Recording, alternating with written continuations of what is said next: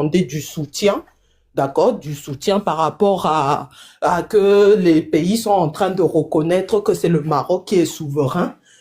Elle a eu des mauvaises paroles par rapport au Mali. Et moi, je leur ai dit que eux, ils participent aussi dans la déstabilisation. S'ils sont super amis avec Al-Zawad, ils doivent beaucoup de choses à Al-Zawad selon ce que elle-même m'a dit. C'est pas moi qui l'invente. Elle dit que eux, ils sont, ceux avec qui ils s'entendent bien, c'est Al-Zawad. Elle m'a même parlé de que avant, c'était un grand pays. J'ai dit quel pays?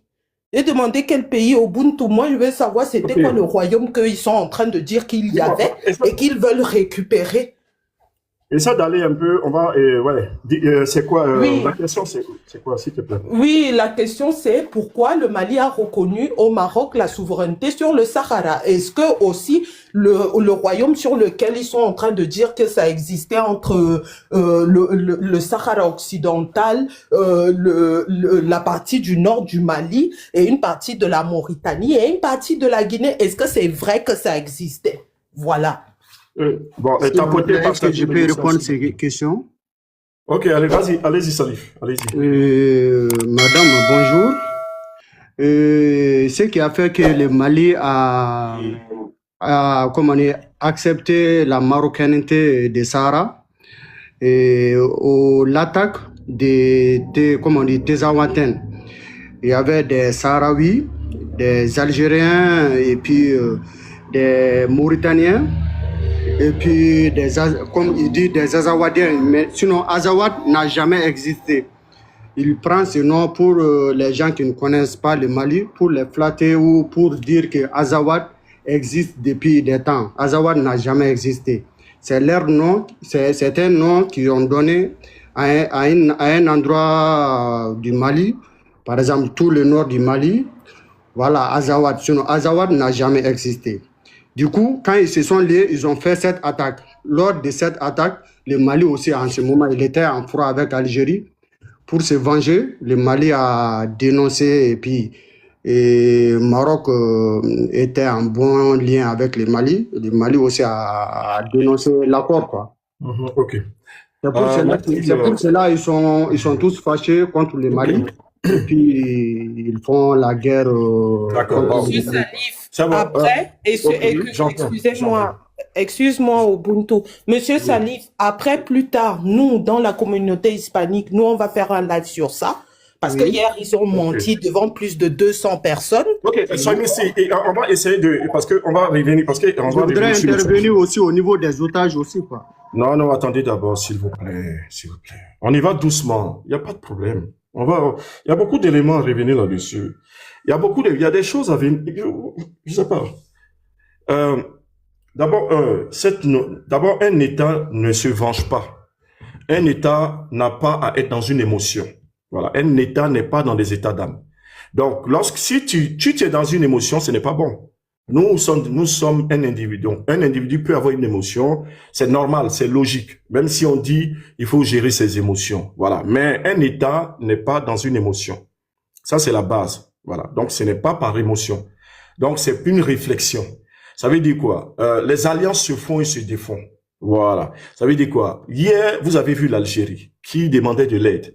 Aujourd'hui, l'Algérie s'est transformée en État qui a soutenu le colon, même s'il il y a les réchauffements des relations diplomatiques.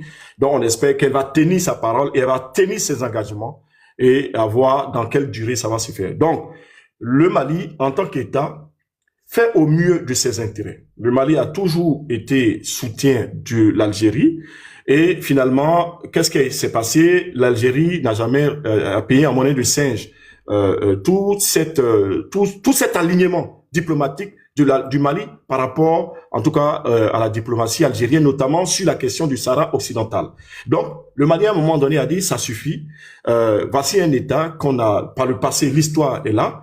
Et aujourd'hui, c'est cet État qui s'associe avec nos ennemis, même pour essayer de nous fragiliser. Donc, on n'a pas à rester dans cette situation. Donc, le Mali a décidé, en souveraineté, de dire, bon, voici un État qui ne respecte pas un des principes que nous mettons de façon officielle là, à la disposition de tout le monde. La souveraineté, reconnaître la souveraineté du Mali, reconnaître les choix stratégiques du Mali, reconnaître les intérêts stratégiques souverains du peuple. À partir de là, nous faisons comme nous allons définir aussi notre logique. Aujourd'hui, nous voulons diversifier nos partenaires. On va pas s'embrouiller avec d'autres pays sous prétexte parce que nous avons décidé de toujours rester sur la ligne de soutenir l'Algérie depuis cette histoire d'indépendance. Donc, maintenant, il y en a marre, c'est bon. On va faire d'autres choix et ces choix-là sont clairs. Donc, d'où le fait de reconnaître effectivement le ça. Donc, c'est un choix, on va dire diplomatique, c'est un choix politique. Voilà, de vouloir nouer des relations avec divers partenaires. C'est important.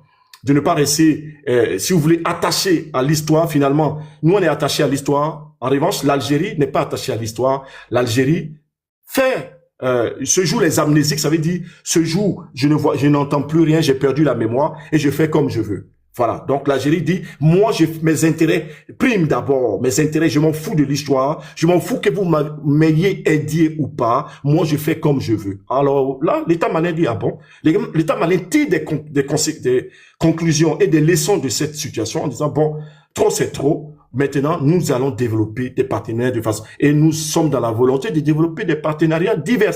C'est dans cette logique. C'est simple. Aujourd'hui, ça aussi, c'est un élément. Aussi, ça s'appelle la pression aussi. C'est important, géopolitique.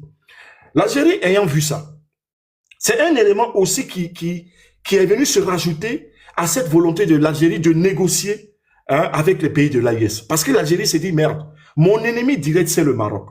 Et le Maroc, là, il est en train de me court-circuiter derrière. Il se rapproche beaucoup des pays de l'AIS. Or, j'ai des milliers de kilomètres de frontières avec le Mali. J'ai des milliers de kilomètres de frontières avec le Niger. Ça fait beaucoup. Et donc, possiblement, là, un jour, les fils de David vont m'attaquer parce que l'Algérie est dans le viseur des fils de David. Or, il se trouve que le Maroc s'entend bien avec les fils de David. Donc, tôt ou tard, ça peut me jouer des tours. Donc, l'Algérie a décidé de faire autrement, de négocier, de dire bon, je reconnais un certain nombre de choses et je vais faire en sorte de vous donner satisfaction sur, en tout cas, un certain nombre de demandes, notamment d'arrêter de soutenir les groupes terroristes, d'arrêter d'héberger l'imam Diko, d'arrêter d'héberger les Yad Ghali, de donner du soutien à ces groupes terroristes. Voici un peu le contexte dans lequel la situation s'est dénouée, d'accord? Mais là, on est encore au début. D'accord? Donc, moi, je ne suis pas un divin, un prophète pour dire, ah, c'est comme ça va se passer dans 2-3. Donc, le choix du Mali est un choix géopolitique, géostratégique, un choix de souveraineté clair. C'est clair et net. Voici la situation. Donc, les gens du Sahara occidental, ça, ils peuvent crier. Ça, c'est leur problème. Parce qu'ils sont dans cette volonté de crier. D'accord? Ils sont dans cette volonté. Dans tous les cas, on ne peut pas plaire à tout le monde. Donc, nous, on doit voir nos intérêts. Les intérêts, c'est ceci. Voilà, c'est-à-dire que ce n'est pas une question de faire confiance à qui que ce soit. Un État n'a pas à faire confiance à d'autres États. Excepté le fait d'être dans l'AIS et là, c'est une confiance. Parce que nous sommes sur une base différente. Sinon, les autres États, ce n'est pas une question de confiance, c'est une question de nos intérêts d'abord. Voilà, donc aujourd'hui, par exemple, le Maroc. Mais si le Maroc commence à déconner, si le Maroc, on voit que le Maroc joue un jeu bizarre, parce que le Maroc est quand même un pays qui est très proche des Occidentaux. Voilà, donc c'est clair et net. Donc, quand tu négocies, quand tu collabores, pour collaborer en tout cas, quand tu es en rapport d'État avec un pays comme le Maroc, ben c'est normal, mais tu es sur tes gardes. Voilà, c'est ce qui fait que le Maroc, par exemple, a des investissements un peu partout en Afrique, de façon générale. Voilà, donc c'est comme ça que ça se passe. Donc, on doit défendre nos intérêts d'abord. Donc, les gens du Sahara occidental, qu'ils défendent leurs intérêts. D'abord, de toute façon, avec le Maghreb, la chose est simple. Aujourd'hui, l'Algérie s'approche, le Maroc aussi s'approche. C'est à nous d'être malins, astucieux, pour tirer le meilleur parti de ça, tout en restant sur nos gardes. Parce que quand vous avez ces deux États rendent fous. Voilà. Ces deux États-là rendent fous. Donc, il faut faire attention. Et donc, nous, nos chefs d'État, ils sont au courant de ces États-là. Ils savent bien. Donc, il faut aussi jouer aussi d'un certain nombre de leviers. Voilà, pour te positionner. Un État, il doit aussi, à un certain moment, être stratégique. C'est pourquoi, par exemple, écoutez, je prends un exemple. Si le Mali disait, non, comme j'ai une relation avec le Maroc, donc je vais même pas écouter aux exigences, je vais pas accéder aux exigences, par exemple, de l'Algérie. Je vais dire non, non, non, non, parce que comme je suis en relation avec le Maroc, or le Maroc est ennemi de l'Algérie. Mais le Mali n'a pas fait ça. Non, c'est ça. On doit être dans la... Ça veut dire qu'on doit jouer, c'est nos intérêts d'abord. D'accord? Donc, malgré que le Maroc se soit approché du Mali, le Mali a dit, OK, si les trois principes sont respectés, si l'Algérie, parce que le général Abdrahman Tiani, quand il est allé, je vous avais dit ici que quand vous avez écouté le discours, vous avez compris quels étaient les enjeux. J'ai dit ça ici à l'époque. Les gens étaient un peu perdus. Les gens disaient, ah oui, tout. J'ai dit ça ici. C'est parce que les gens sont des hypocrites. Les gens, c'est-à-dire qu'ils n'aiment pas reconnaître la vérité. Quand tu dis des choses là, ils vont pas reconnaître. Ils vont pas reconnaître. Les gens reconnaissent pas. Voilà. Parce que les gens, tout le monde connaît, chacun parle. Mais quand c'était au moment où le général d'armée Abdrahman Tiani est allé au Niger, j'ai analysé ça ici. J'ai dit que le général Abdrahman Tiani était stratège. Donc, au lieu de commencer à gueuler, au lieu de commencer à parler dans tous les sens, attendez de voir. Je pense que c'est une bonne action. Il faut que les gens sachent rendre à César, pas à César, en tout cas, quand même, il faut reconnaître les choses. Il faut reconnaître les choses, c'est important, ça va vous libérer de l'hypocrisie. De l'hypocrisie. Trop d'hypocrites dans ce combat-là. Trop. C'est incroyable. Et les gens oublient vite. Les gens ont une mémoire rapide. C'est incroyable. Vous voyez? Donc, le Mali est dans son élément. C'est très important. La preuve. Est-ce qu'on dit... Parce que le Maroc ne voit pas d'un bon œil que le Mali dise, OK, on va mettre bas la terre. L'Algérie dit, bon, il faut mettre bas la terre. OK. C'est ça aussi. On défend nos intérêts. Vos querelles entre vous, c'est entre vous, Maghrébins. C'est entre vous là-bas. C'est votre problème. Ce n'est pas le nôtre. Donc nous, on défend nos intérêts. Le bloc de l'AIS défend ses intérêts. Les présidents convergent, discutent, font ensemble. Ils sont stratégiques. Donc quand ils vont déléguer quelqu'un, les deux autres sont derrière. Ils sont stratégiques. Et c'est cette stratégie qui a permis aujourd'hui à l'AIS de faire face d'abord aux colons lorsque la CEDEAO a voulu attaquer l'AIS. C'est parce que justement, ils sont aussi si vous voulez, dans un contexte de stratégie. S'ils n'utilisent pas la stratégie, si c'est justement la confrontation militaire seulement, on ne va pas y arriver. Si c'est la confrontation militaire seulement, je vous le dis, on ne va pas y arriver. Si on rajoute d'autres éléments. Il faut être, la réelle politique, il y a des conditions, il y a des principes. Il y a des principes qu'on ne va pas mettre de côté. Non, il y a des principes inviolables. Voilà. C'est pourquoi les gens n'ont pas réussi, ils n'ont pas réussi à se mettre au milieu de l'AIS. Ils ont essayé. Beaucoup ont essayé. Beaucoup ont été envoyés, mais ils n'ont pas réussi. Parce qu'on les voit venir. C'est ça aussi. On sait que les gens sont comme ça, mais on dit, OK, tant que vous respectez un certain nombre de conditions, il n'y a pas de problème. Mais le jour où vous n'allez pas respecter une des conditions, alors là, nous vous dégageons. C'est des rapports d'État à État. Tu ne peux pas rester vivre en autarcie. Que toi seulement sur toi. Ça n'existe pas. Ça n'existe pas. Il y a des ennemis qui sont déclarés. Donc avec eux, pas de discussion. Il y a d'autres, bon, ils sont au milieu, bon, ils discutent avec tout le monde. Bon, tu discutes avec eux, puisqu'ils discutent avec tout le monde. Mais tu te mets sur tes gardes et puis tu collabores. La personne montre effectivement que là, elle a été plus ou moins ouverte. OK, tu ouvres aussi. Ainsi de suite. La personne ferme, tu fermes. Donc, ça s'appelle la réciprocité. Comprenez que nous sommes à la phase 4 de ce qu'on appelle cette guerre hybride. Et je vous ai dit que on aura plus d'éléments encore à venir et que nous devrons aussi avoir à introduire dans notre grille d'analyse des notions. Des notions, par exemple, de politique concrète, de pragmatisme, de concret. Qu'est-ce que nous gagnons de façon claire? Qu'est-ce que nous perdons? Tous ces éléments-là doivent venir rajouter à nos éléments. On ne va pas rester dans une idéologie vide. On ne va pas rester dans des postures idéologiques creux. Non, ou creuses. Donc, je pense que c'est des éléments importants à prendre en compte. Ça, c'est mon avis. Soeur Misty, je ne sais pas si j'ai répondu à ta question. En ce qui concerne le royaume dont il est question, tu sais que ceux-là, ils sont dans une mythologie. Ceux-là, ils sont dans une mythologie. D'ailleurs, le Maroc te dit que le Grand Maroc, ça allait jusqu'en Mauritanie, ce qui est faux. Voilà. En tout cas, merci beaucoup, Ubuntu. toujours aussi pertinent comme d'habitude. Là, cet après-midi, j'aurai assez d'éléments pour défendre ma position. Donc, du coup, en tout cas, merci beaucoup. Merci, merci, merci. Merci beaucoup, Somisti. Oui, on va écouter, voilà, tapoter, partager. Après, je veux qu'on... Salif, bon, Salif, c'est à ton tour, Salif. Vas-y, prends la parole, Salif. Avant que Salif prenne la parole, est-ce que tu pourras venir sur ce live-là, s'il te plaît? Somisti, on verra ça après. Je sais pas si, voilà, parce qu'après, quand j'ai fini des lives comme ça, voilà, après, on verra ça, D'accord, merci. Oui, merci beaucoup. Salif, allez-y. Et puis, je voudrais intervenir au niveau des otages libérés. Oui, vas-y, interviens. Les gens qui... Au français, je ne sais pas trop, voilà. Mais les gens qui parlent que ce n'est pas bon, il y a eu des trahisons, je crois qu'ils ne sont jamais partis au Mali, quoi. Ces otages, ça va donner une vraie, comment on dit, remontant aux militaires, quoi.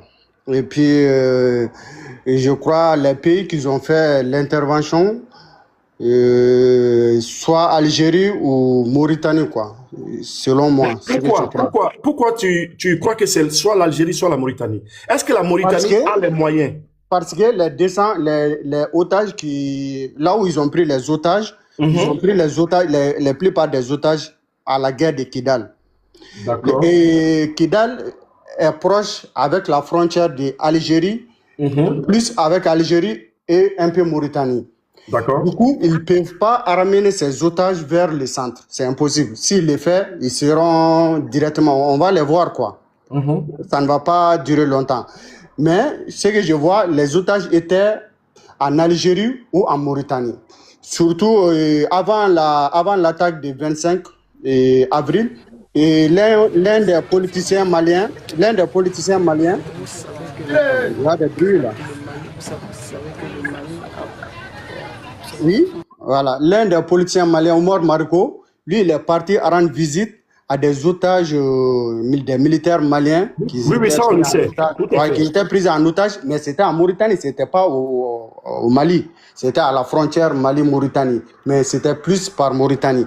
C'est Mauritanie, Algérie, ce sont les mêmes, au niveau du Mali, ils ont les mêmes visions, quoi. Des visions politiques. Mais Salif, est-ce que tu crois que la situation actuelle, est-ce que tu crois que la Mauritanie, parce qu'il faut qu'on fasse par élimination des hypothèses, est-ce que tu crois que la Mauritanie a du poids? Est-ce que la Mauritanie est assez forte pour être dans une négociation de cette ampleur quand même, de ce niveau-là?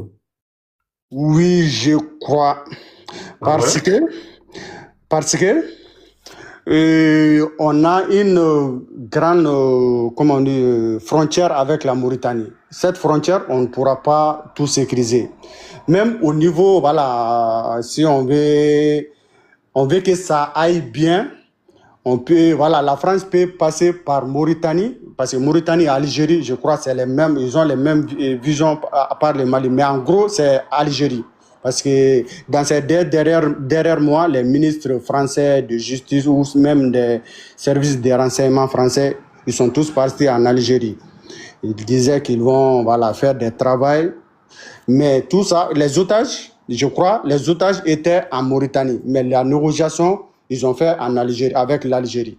Si l'Algérie est tombée d'accord avec eux, du coup, quand ils ont repris les choses avec le Mali, directement, ils exposent ce qu'ils ont comme proposition.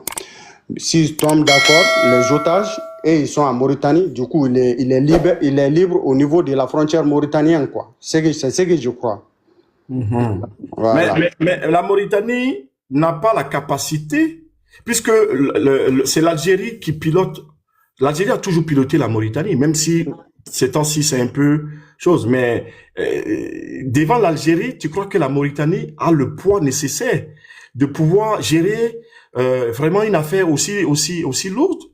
Non, Mauritanie, c'est comme un petit larbin de l'Algérie. C'est ça. Parce que, même il y a beaucoup de choses Mauritanie fait, parce qu'il sait que l'Algérie est à côté. S'il arrive quelque chose entre nous et lui, Algérie, les pays et Maroc, ils vont les aider. Sinon, si on parle direct comme Mali et Côte d'Ivoire, ils n'allaient jamais faire ça. Parce que ces trois pays-là, ils ont tous la même pensée au niveau du Mali, quoi. De la politique malienne, même au niveau des terroristes, c'est qu'ils, comment on les finance, quoi. D'accord, ok. C'est l'Algérie qui a négocié, mais les gens qui ont pris en otage les militaires, ils étaient peut-être, la plupart étaient en Mauritanie, même si, mais certains en Algérie, ça ne sera pas beaucoup. Sinon, après leur libération, ça serait flagrant délit, quoi, parce que là, après, les militaires vont parler. Bon, ok. De toute façon, ok, merci Salif. On va laisser aussi les autres pouvoir réagir sur cette question. Est-ce qu'ils sont d'accord avec toi ou pas? Et puis, sinon, quel pays, par exemple, ils voient qui a été le pays médiateur de cette histoire? On a une liste, on a la Mauritanie. Bon, on commence même pas par la Mauritanie. On commence plutôt par le Maroc. Le Maroc, puisque le Maroc a des bonnes relations avec les Occidentaux et des bonnes relations avec l'AIS et avec le Mali, par exemple. On a, ça peut être aussi le Togo. Le Togo a des bonnes relations avec les Occidentaux, des bonnes relations avec l'AIS. Ça peut être aussi l'Algérie, aujourd'hui, qui essaie de se repositionner. Hein, ça peut être aussi le Sénégal. Le Sénégal, vous avez bien vu que le Sénégal, Bassirou Diomaye Faye était effectivement en visite pendant 48 heures, je crois 24 ou 48 heures, au Mali. Ça peut être également aussi les Émirats Arabes Unis qui ont toujours été utilisés par les Occidentaux pour pouvoir discuter avec des pays avec lesquels les Occidentaux ont du mal à pouvoir discuter. Voilà. Donc, on a beaucoup de pays possibles. Je pense qu'on va pouvoir écouter les uns les autres aussi, que chacun puisse aussi donner son avis. En attendant, on va écouter Hassana, qui va donner quelques précisions et ensuite on va continuer avec vous. Ok, Umbutu, merci beaucoup, merci à tous ceux qui sont sur le panel. J'espère que tu vas bien, Soy Misty. J'espère que tu vas bien. Vous qui êtes en haut, essayez de partager quand même pour qu'on ait un cas de partage. Ce serait bien. Pour les tapotages, vraiment, merci beaucoup. Merci la communauté. Vous êtes tellement, très, très, très forte qu'on ne peut même pas vous remercier. Merci beaucoup, merci. Et voilà, prenez aussi le cœur du jour. Parce que le cœur du jour, ça n'avance même pas du tout. Vous faites les cadeaux, mais prenez le cœur du jour. En fait, c'est pour sécuriser quand même l'émission. Donc, je vois Brian Dakam est là. Bon, bienvenue à toi, Brian Dakam. Voilà, merci. Prenez le cœur du jour. Prenez le cœur du jour. Non, Omoto, Momo est en train de te biama que tu pars en pause avec ton numéro 2. Yeah, on peut quand même biama quelqu'un même si sa propre émission. Ah, ça c'est compliqué. Merci en tout cas, Salif. Voilà, il a souligné quelque chose. Bon, nous, on fait notre analyse aussi de cuisine. Donc, de temps en temps aussi, on peut dire. Ah, donc, les otages là étaient en Mauritanie. Ok, s'ils étaient en Mauritanie, je sais pas. Je pense que la Mauritanie n'est pas en mesure quand même de négocier quand même la libération des otages. Hein. Je pense que pour ma part, hein, je sais pas, peut-être que je me trompe, mais moi je dis c'est l'Algérie parce que l'Algérie quand même a essayé de renouer ses contacts avec l'AES. Donc oui, il y a on a parlé du Maroc et tout, mais pour moi c'est l'Algérie. Donc voilà, je sais pas. Donc c'était mon point de vue. Et moi, je vais demander à ma communauté, s'il vous plaît, tapotez, partagez. Pour les tapotages, merci beaucoup. Prenez le cœur du jour, s'il vous plaît. Prenez le cœur du jour pour sécuriser l'émission. Merci. Merci beaucoup, Hassana. Merci beaucoup. En tout cas, chacun va donner son point de vue, mais il faut argumenter. Il faut argumenter. Si c'est la Mauritanie, si c'est, voilà. Mais la Mauritanie, ça me semble quand même, bon, la Mauritanie même se cherche, voilà. Donc, vous avez bien vu que récemment, voilà, donc, la Mauritanie, ça me semble quand même un peu, voilà, c'est pas, la Mauritanie, c'est pas très lourd. À ce niveau, bienvenue, Braham, j'espère que tu vas bien. À ce niveau, quand même, parce que c'est quand même à un certain niveau, hein. C'est quand même à un certain niveau. Voilà, je pense quand même que bon. Bon, en tout cas, je vais vous laisser réagir. Je préfère vous laisser réagir, hein. Il n'y a pas de souci. Ok, on va continuer. S'il vous plaît. Faites attention quand vous, voilà. On va continuer, voilà. Après Salif, on a Chouklo, on a Traoré. Voilà, Traoré. Est-ce que Traoré, il est là? Traoré, il est là? Ok. Bon, apparemment, Traoré, il n'est pas là. Bonjour. Donc, ok. Vas-y alors. Vas-y, Traoré. Je vous remercie pour ce que vous faites, du courage. Merci à tout le monde, merci à toute la communauté. Voilà, et je crois que c'est ici ce que je pense que je devais le dire, parce que votre panel est très important et très intéressant. Alors, je crois que notre histoire, là, l'histoire qui se passe dans le Sahel, dans les AES maintenant, là, cette histoire chauffe. Ça chauffe de plus en plus chauffe. Alors, ces derniers temps, surtout dans ces quelques jours ou quelques semaines ou quelques mois qui nous restent avant la fin du mandat des présidents que tout le monde sait, l'AES devait augmenter, c'est-à-dire plus qu'augmenter la vigilance. Toutes ces histoires qui se passent là, les négociations, les libérations, et je t'aime moi non plus, et etc. Tout ça, ça cache quelque chose. Puisque vous avez vu dernièrement, notre ministre de la Défense a disparu bêtement. Et après sa disparition, on n'a fait que pleurer. Personne n'a réagi pour faire peur à ces gens-là. Je suis certain que si ces gens-là ils se comportent de même manière en face de nos trois présidents-là, ça va se passer exactement pareil. On va pleurer comme toujours, on ne fera rien. Avant que ces choses-là arrivent, qu'il arrive quelque chose de grave, il faut que on se organise, on se concentre plus que concentrer encore. Si on a attaché la ceinture, on attache encore doublement ces derniers temps. Franchement, il faut que les gens fassent attention. Ces derniers temps-là, ça bouge et ça bouge beaucoup trop pour le danger qui nous guette. Donc, j'ai vu votre panel, elle est très importante et vous êtes quelqu'un de très important pour nous. Et je crois que c'est ici que je devais dire ce que je pense. Et par rapport à ce que je vois, je crois qu'on devait augmenter la vigilance. C'est tout simplement ça que je voulais dire. Je n'ai pas autre chose à ajouter dû au fait que je vais faire une hypothèse ou exemple. Non, il n'y en a pas. Par contre, je sais qu'on est dans une guerre, on est dans un coma. Et ce moment-là, le coma, elle est vraiment intense maintenant, vraiment chaud maintenant là. C'est ce temps-là qu'on doit être plus que vigilant, rester sous nos gardes à tout un chacun. C'est pour ça que je suis monté chez vous et pour vous remercier et dire ça de passage. Merci. Merci Traoré. Je vois ce que tu veux dire. Bienvenue Toura Makasoko, j'espère que tu vas bien. Je vois ce que tu veux dire. On est dans la guerre de haute intensité. C'est pourquoi il y a c'est pas une impression, c'est une réalité. Effectivement, c'est ça. C'est pourquoi on est on a ce sentiment, et ce sentiment est bien réel. C'est ce qui explique la multiplication des actions et la multiplication, si vous voulez, de situations. C'est ce qui fait que on peut le dire de façon triviale. Ça veut dire, on peut le dire de façon même comme ça, légère. On pourra dire, par exemple, que le combat de l'AIS, chaque jour, il y a un dossier nouveau. Voilà. C'est comme ça que on parle, quoi. Vous voyez, de façon comme ça, pour dire franchement, il y a des choses tout le temps. Oui, c'est vrai. Et même dans cette phrase-là, quand on dit dans le combat de l'AIS, c'est pas du jeu, c'est chaud. Chaque jour, il y a un dossier, un nouveau dossier, c'est ça. Pourquoi? Parce que les gens nous mènent une guerre d'usure. La guerre d'usure, qu'est-ce que c'est? Est-ce que vous pouvez tapoter, partager? Est-ce que vous pouvez mettre en story? Est-ce que nous pouvons aboutir à des notions? Est-ce que nous pouvons aller jusqu'à parler des notions? Merci beaucoup, beaucoup.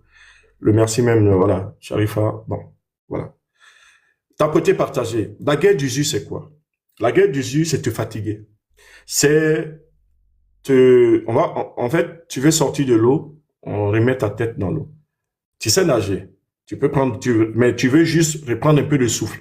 On dit non. Donc, regardez cette image. Essayez de visualiser. C'est-à-dire que vous fermez les yeux et vous pensez à cette image que je vais décrire. Cette scène, vous savez nager. Vous êtes un bon nageur. Vous savez nager. Vous êtes dans une piscine ou vous êtes dans l'eau. On va dire l'eau. L'eau, ça peut être dans une rivière, dans un fleuve, peu importe. Ou même dans une grande bassine. Et puis, Ah, tiens, tu veux t'accrocher au bord pour sortir de l'eau. On dit non. Il y a des gens qu'on a disposés autour. Dès que tu essaies, tu sors un peu, on essaie de pousser ta tête pour, en fait, on essaie de t'étouffer. En gros, on essaie de te noyer. Donc, c'est ça la guerre d'usure, te noyer. Maintenant, le sentiment que vous avez, et je comprends ce que vous dites au niveau de, voilà, d'une certaine fatigue. On sent que vous avez une certaine fatigue, c'est normal. Et vous êtes aussi très inquiet par rapport, effectivement, au fait qu'il y ait beaucoup d'événements qui se suivent les uns les autres. C'est vrai. C'est une vérité. C'est une vérité. Maintenant, pourquoi ils font ça? C'est pour nous fatiguer. Pour nous amener à un certain moment à être découragés, pour que on soit démoralisé. Ça s'appelle là. Ah, monsieur. Attendez. Refaites vos demandes. Parce que là, c'était un peu compliqué, là. C'est un peu compliqué. C'est pourquoi je vous dis, parce que bon, vous voyez que c'est un peu... Après, on perd le fil de la conversation. Bref, on va y aller quand même avec ça. Ce n'est pas grave. Donc, c'est-tu fatigué? Donc, il y a les attaques un peu partout. Il y a des attaques un peu partout. Sur le plan de la communication. Là. C'est une blague. Voilà. Donc, il y a des attaques un peu partout. Là, c'est la guerre d'usure. Maintenant, il faut être préparé à la guerre d'usure. Et que quand le capitaine Ibrahim Traoré parle de l'hiver noir, ça veut dire que nous allons être dans un autre, ça va être encore un gros level. Ça va être encore pire. D'accord? Donc, on est dans la guerre de haute intensité. Et vous avez dit quelque chose de juste. Le monsieur là, qui est ici, qui s'appelle, le gars dont on sait, lui, il lui reste 270 à 280 jours avant de partir. Et lui, il a dit à tous ses conseillers que lui, il va accélérer les choses. Que avant de partir, lui, il veut pas partir avec la honte. Voilà, que c'est honteux que les Noirs là, les Noirs africains, qui n'ont même pas accès à la mer, qui sont dans le sable là, au niveau du désert, que ces Noirs là puissent lui, en tout cas, le mettre la honte, que c'est pas possible. Voilà, il ne peut pas comprendre, il peut pas admettre, il peut pas accepter. Donc il dit non, c'est pas possible que ces Noirs là, des Noirs comme ça, puissent l'empêcher lui de pouvoir atteindre, et que lui il veut pas partir avec la honte, parce que ses frères vont le reprocher de que c'est sous son règne là que lui là, que les gens, les Noirs ont pu se libérer.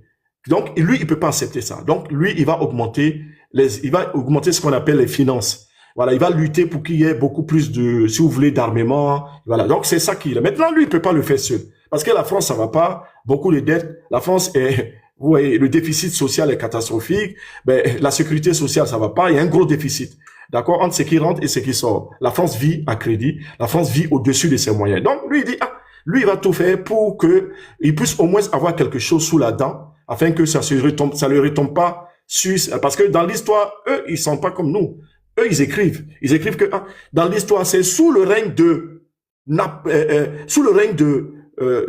Macron Ier là, Macron Ier, roi des Gaulois, que il y a des Africains noirs là qui ont pu s'échapper, qui ont pu vraiment pouvoir sortir de ça. Donc, il peut pas accepter. Donc, lui, il va augmenter les attaques. Mais il peut pas le faire seul. Donc, il demande l'aide des Européens.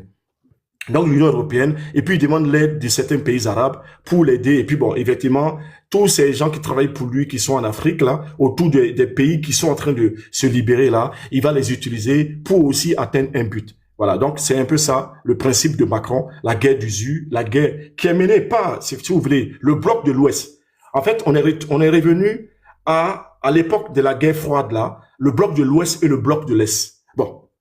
En tout cas, bloc de l'Ouest, en tout cas, ils sont en place. Maintenant, bloc de l'Est, c'est maintenant les BRICS. Maintenant, dans les BRICS, là, on a deux pays qui, eux, en tout cas, ont gardé, si vous voulez, le cœur de cette bataille-là. C'est la Chine et c'est la Russie. Voilà. Donc, le sentiment que vous avez de chaque jour, il y a un dossier. Il faut être vigilant. Oui, c'est le mot. Il faut être vigilant. Oui, il faut dire que ça va s'empirer. Oui, parce qu'ils veulent avoir un résultat. Ils peuvent pas se permettre de ne pas avoir un résultat. Et que Macron a dit que lui, il veut avoir la tête de un de nos chefs d'État. C'est ce qu'il a dit. Et c'est dans ça, c'est ce travail-là dans lequel il est. C'est pourquoi vous le voyez courir un peu partout. En automne, en novembre, octobre-novembre, là, il sera chez Bola Tinubu. C'est pourquoi vous avez vu Bola Tinubu sortir parler comme ça. C'est pourquoi il est un peu partout. Ça accélère. Mais en même temps, nous sommes préparés.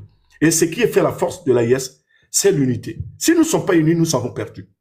C'est notre union qui nous va. Il n'y a pas un seul pays qui puisse s'en sortir face à l'Occident en étant isolé. Ça n'existe pas. Notre force est notre union. Notre faiblesse, c'est la désunion des Africains. Donc, nous avons compris cela. Nous devons rester unis, coûte que coûte, vaille que vaille, que ça plaise ou ça plaise pas, que les gens s'aiment ou s'aiment pas, la question n'est pas là-bas. À ce niveau-là, de guerre comme ça, on s'aime, on est amis, on a des intérêts communs, on a des amis ensemble, nous devons faire face. Et les peuples de l'AIS là sont appelés à faire face. Ils doivent être ensemble, qu'ils le veuillent ou non, ils n'ont pas le choix. Parce que celui qui croit que seul, un peuple seul peut s'en sortir, c'est faux.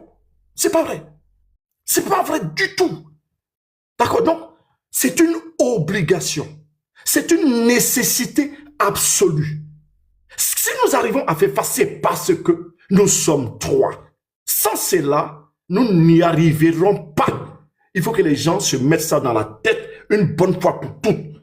Faut pas flatter quelqu'un dans quoi? Dans quelque nationalisme bidon. Faut pas flatter quelqu'un.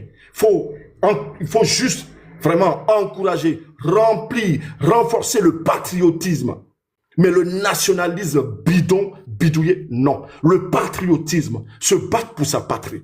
La patrie du Burkina Faso, la patrie du Mali, la patrie du Niger et la patrie de l'AIS. C'est de ça qu'il est question. Et lorsqu'on va aboutir à créer une nation sahélienne, ça veut dire une fédération, alors oui, nous allons conjuguer le mot patriotisme et le mot nationalisme au même temps. Tout simplement. Je ne flatte pas quelqu'un. Ma vision est claire, c'est de l'eau limpide. Ma vision est claire. C'est quelque chose qui vient de loin. Ce n'est pas quelque chose que je suis venu découvrir sur TikTok. Non. Ma vision est tellement claire, limpide. C'est pourquoi, quand je parle là, je parle de façon claire. Voilà, ça vient de loin. Comme notre combat vient de loin, notre combat c'est un mur spirituel face aux envahisseurs. Nous connaissons les ennemis. Et aujourd'hui, nous avons attrapé l'ennemi. L'ennemi est allé libérer 82 militaires pour récupérer un de ces éléments. C'est une des conditions. Il y en a d'autres. Voilà l'ennemi. L'ennemi, nous le voyons. Quel Africain peut douter que la France n'est pas l'ennemi? Quel Africain peut douter?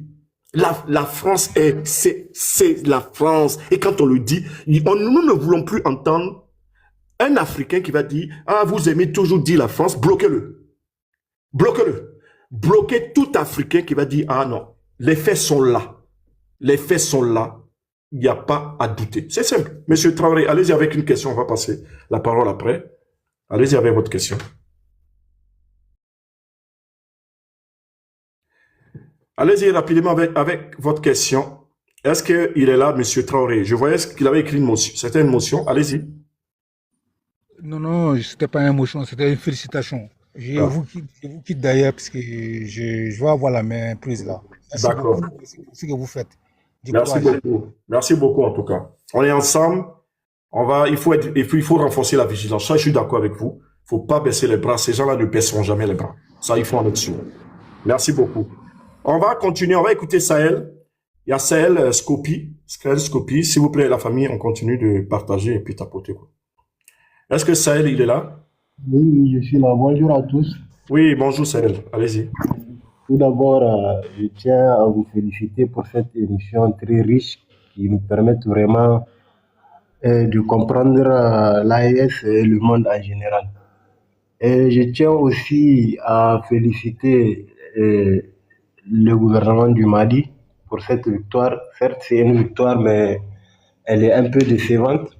Parce que comparer 82 personnes à une seule personne, vraiment, c'est un peu une histoire vraiment que je ne vais pas rentrer trop dans les détails. Aussi. Mais en quoi c'est comparer 82 à une personne? Oui, parce qu'on a libéré 82 personnes contre une seule personne. Vous voyez? Mais ça veut dire quoi? Ça veut dire que les Occidentaux... Ok, pour vous, ça veut dire quoi? Ça veut dire qu'eux, ils s'accordent beaucoup d'importance. C'est-à-dire entre eux. Parce que si ce n'est pas ça, par comment ils vont échanger la vie d'une seule personne à celle de 82%? Ce qui veut dire qu'eux, ils ne se lâchent pas, peu importe les situations. Mais justement, ils sont prêts à lâcher pas les soldats. Oui, et c'est vraiment une bonne chose. Ah, ok, Donc, ok, ok. maintenant, ce que j'ai à dire, tout est clair maintenant. Ce n'est un secret pour personne. On sait d'où vient le terrorisme, on sait qui le finance, on sait qui sont des terroristes aussi. C'est pour ça que ici, le président du Niger, Abdurrahman Chani, quand il dénonce, il dit la France, et certains de nos compatriotes qui ne sont même pas ici au pays pensent qu'il est là en train d'indexer la France toujours. Parce que eux, c'est nos dirigeants, ce qu'ils voient, ce qu'ils entendent et ce qu'ils préparent, nous ne pouvons pas le savoir. Donc, il a bel et bien raison, à mon avis, il a bel et bien raison de dénoncer. Parce que c'est en dénonçant que certains peuvent vraiment faire une prise de conscience.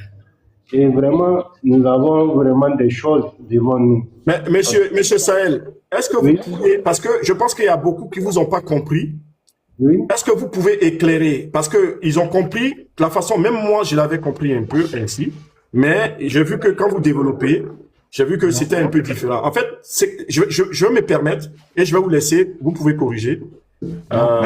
Oui, Solmisty, toi, tu as mieux compris? Elle a ouvert son micro. Ok. Ah, ok. Ah, pardon. Ah, pardon, c'est pas Non, fait. non, il n'y a pas de souci, t'inquiète.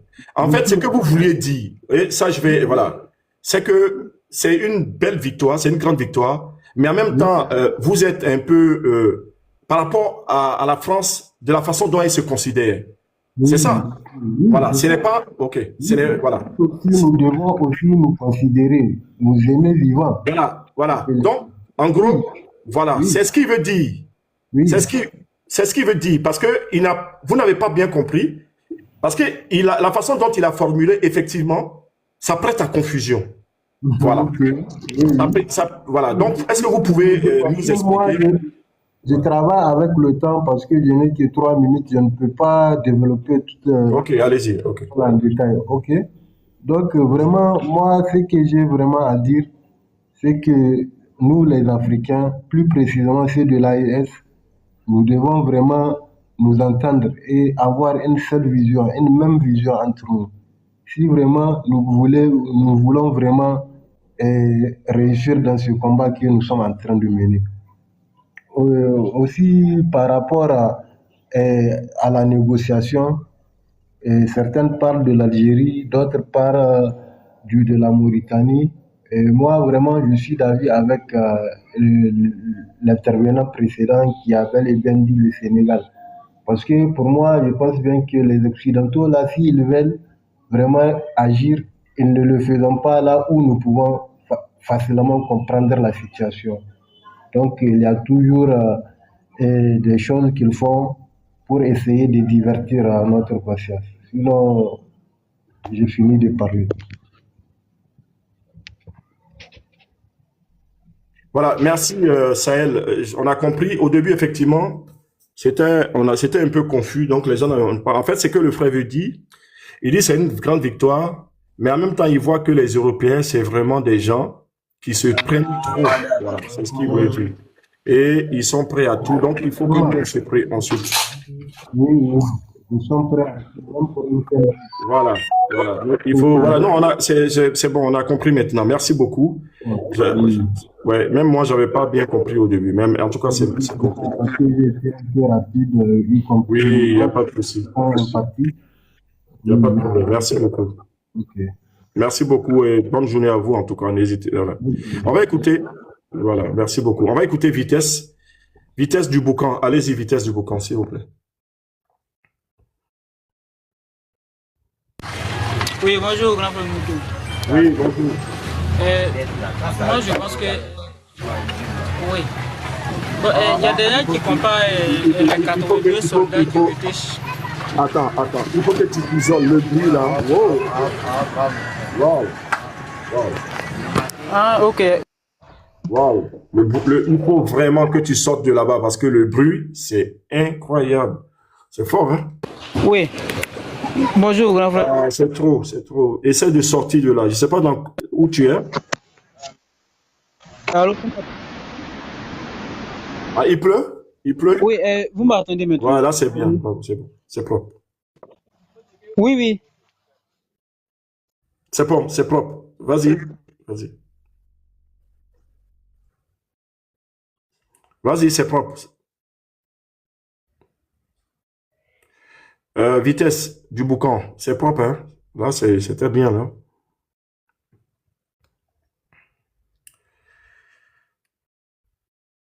Bon, il a un problème de micro ou il a refermé son micro, je pense. Bon, on va passer la parole à... Ok. Oui. Ok, vas-y, vas-y. Tu peux y aller. Vas-y, prends ton temps, s'il te plaît. Faut que tu prennes la parole. Ok. Ah, Non, non, non, pas toi. Toi, tu viens de monter. Je parle de... Oui. Moi, vous parlez- Vas-y, oui, prends ton temps de parole, s'il te plaît. Vas-y. D'accord, merci beaucoup. Je pense que il y a des gens qui comparent les 82 soldats à ce bandit-là, mais je pense que ils doivent se rappeler que le Mali a porté une plainte en 2022 contre la France à l'ONU. Voilà, et le Mali avait dit que non, il avait des preuves pour prouver que c'est la France qui finance les terroristes.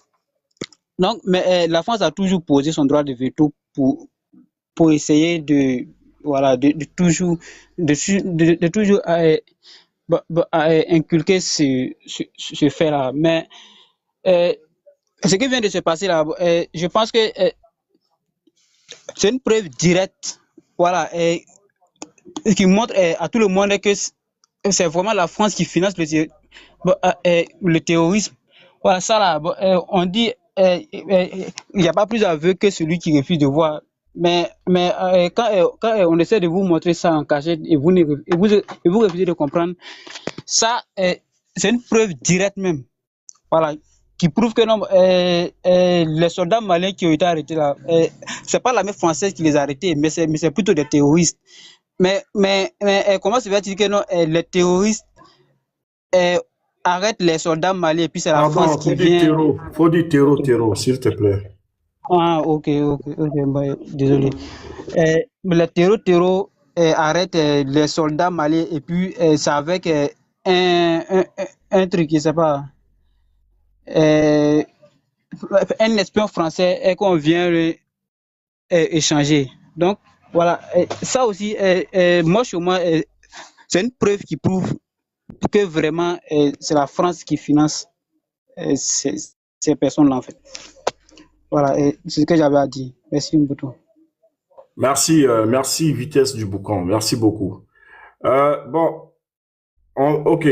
On va écouter, je pense qu'il y a...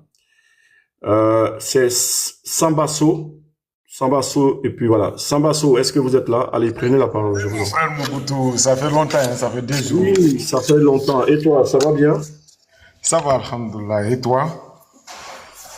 Vraiment, je suis en bas, j'écoute beaucoup. Non, vraiment, j'étais monté seulement pour rappeler quelque chose. Tu sais qu'il faut que nous tous, on savoir que l'AES, que la Burkina, le Niger, le Mali, il y a certaines choses, tu vas les faire, ils ne vont pas presser.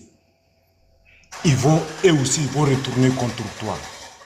Si tu te rappelles, Mobutu, il y avait un opposant malien qui était arrêté par la France, parce que moi, je ne dis pas terreau. Nous tous, on sait que c'est France qui est le terreau. Soumaïla Cissé était arrêté par la France. La libération de Soumaïla Cissé, c'est la même chose qu'ils ont fait à nous. Pour une seule personne, la France a demandé de libérer plus de, je ne sais pas, 10 ou 20 personnes de terreau français. Maintenant, le Sahel aussi, il a répliqué et puis il a multiplié par 20. Il faut que l'on rappelle de ça, parce que notre dirigeants, ils ont dit, quand tu nous fais, on va te faire. Mais pour nous, on ne se presse pas. Le temps, quand le bon moment, c'est à ce moment-là, il frappe. Mais c'est nous qui n'avons pas la patience pour regarder ces gens-là. Mais quand tu études notre dirigeant, tu vas voir que c'est des gens qui n'ont pas pressé et attendent le bon moment pour frapper même, que ça fait mal. Tu vois, non? Donc, quand je vois certains perdus qui montent, qui disent, tu sais ça, l'État sahélien n'est pas négocié avec terreau. Ils ont négocié avec la France. Et puis c'est la France qui a demandé. Maintenant, on a posé notre condition, ils ont accepté. Ça, c'est clair. Tu vois, moi, ce que seulement j'ai dit, on part un peu. La vérité, ça va sortir un peu. Tu sais, les mensonges, c'est rapide à monter l'escalier. Mais là, ça sert, c'est lent. Ça part un peu, jusqu'à ça arrive. Nous, on sait qu'on est sur la vérité.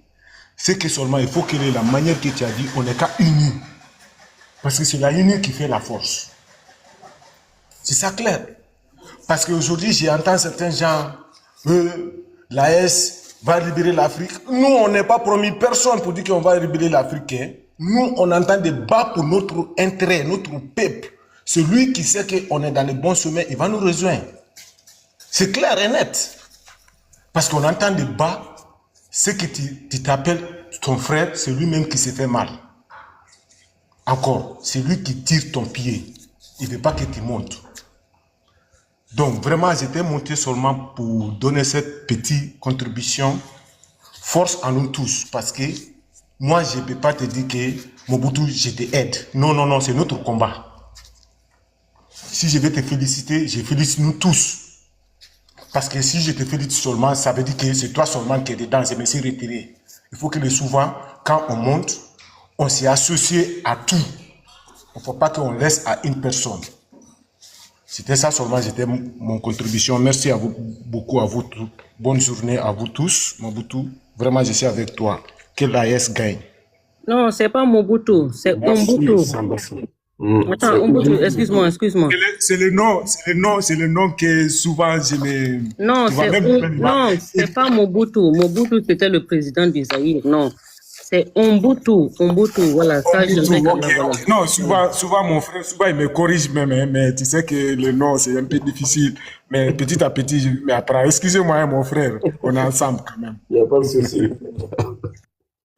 Ah, ça va, vas-y, je t'en prie. Oui, merci beaucoup, Umbutu. Merci à nous tous qui sommes là. J'allais vous demander quelque chose. Oui, le tapotage, merci beaucoup. On va continuer de tapoter, de partager. Et merci, mais je voulais vous demander, nous tous qui sommes là, est-ce qu'on peut aller sur Facebook pour recommander la page d'Umbutu, Umbutu Canal 1 sur Facebook. Voilà. Si vous pouvez, c'est possible. Hein. Je pense que, voilà, tout le monde quand même a une page Facebook. Allez-y, vous allez sur sa page, vous cliquez sur son pseudo, vous allez voir une petite étoile. Et vous recommandez, vous faites un petit commentaire pour recommander la page parce que la page, elle est vraiment verrouillée. Donc, tous ceux qui sont là, nous sommes 700 et quelques personnes.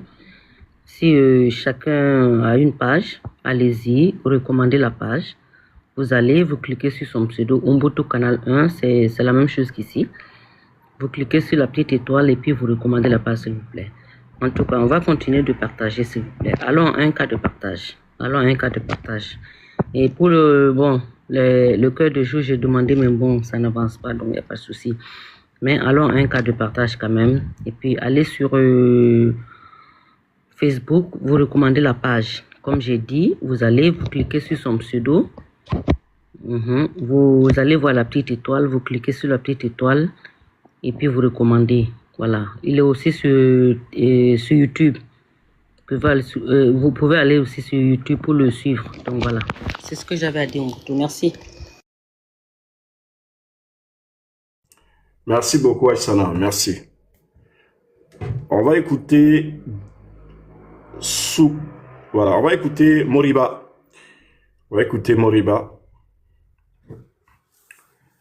Ok, bonjour tout le monde les gars. Merci pour votre soutien à l'AES et au peuple du Sahel. Donc, moi, ce que je voulais dire, j'ai peut-être 3 observations. Donc, la première, en fait, c'était pour ce Misty, mais je vois qu'elle est en pause, mais je vais le dire quand même.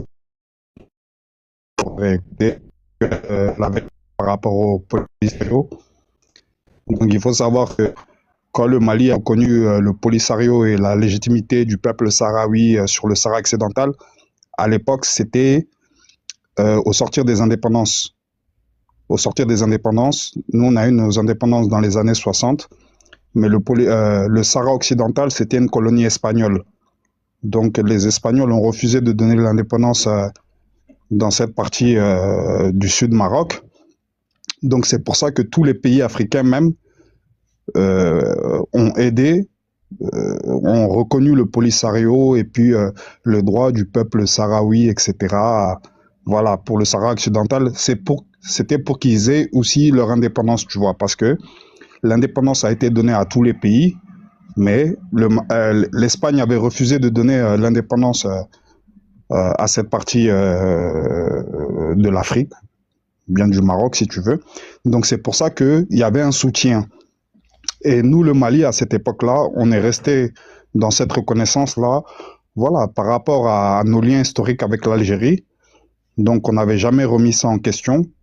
Bon, jusqu'à ces dernières années, ces derniers mois, on a tous vu ce qui se passe entre le Mali et l'Algérie, donc c'est pas la peine que je revienne dessus.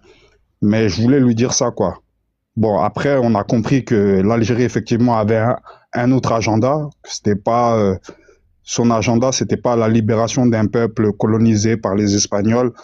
Eux, ils avaient d'autres ambitions qui étaient d'avoir un accès à la mer sur l'Atlantique, etc., etc. On a compris ça dans les années qui ont suivi. Mais bref, pour dire que tous les pays africains qui ont reconnu le Polisario à cette époque-là, c'était à l'époque des indépendances, c'était parce que ce pays, il n'avait pas bénéficié de l'indépendance contrairement à nous, et c'était pour les aider à se libérer des colons espagnols. Donc c'est pour ça que le Mali avait aussi apporté son soutien à cette cause-là. C'était pas contre le Maroc, c'était contre les Espagnols. Voilà. Donc maintenant, ce qui s'est passé après tout, je pense que tout le monde a compris, donc je ne vais pas revenir dessus. Voilà. Pour le cas des 82 soldats maliens libérés contre un agent français, pour moi, il n'y a qu'une seule question maintenant, c'est-à-dire sortons du charabia. Voilà, parce que le Mali a porté plainte contre la France à l'ONU, au Conseil de sécurité de l'ONU, pour dire qu'ils ont des preuves contre la France, pour dire qu'ils sont derrière les terreaux, qu'ils les financent. On a des preuves, on veut les présenter. À cette époque-là, il y a beaucoup d'Africains qui nous ont dit non, on est toujours là à accuser les autres, on accuse les autres, etc., etc. C'est notre propre incapacité qui fait que le terreau, ça continue dans nos pays. Bon, la réunion n'a pas pu avoir lieu parce que la France est membre du Conseil de sécurité, ils ont un droit de veto. Voilà. Bon, les années sont passées maintenant. Bon, avec ce cas-là qu'il y a là, moi, je pense que maintenant, tous les Africains sont édifiés. Tous les Africains sont édifiés. Donc, le seul sujet même qui vaille actuellement, c'est ça. L'implication dans la France, dans la déstabilisation de nos pays. Pour moi, tout Africain qui est honnête, qui a un peu de bon sens, ça doit être le seul sujet. Moi, depuis hier, je regarde les panels là de la 5e colonne. Je regarde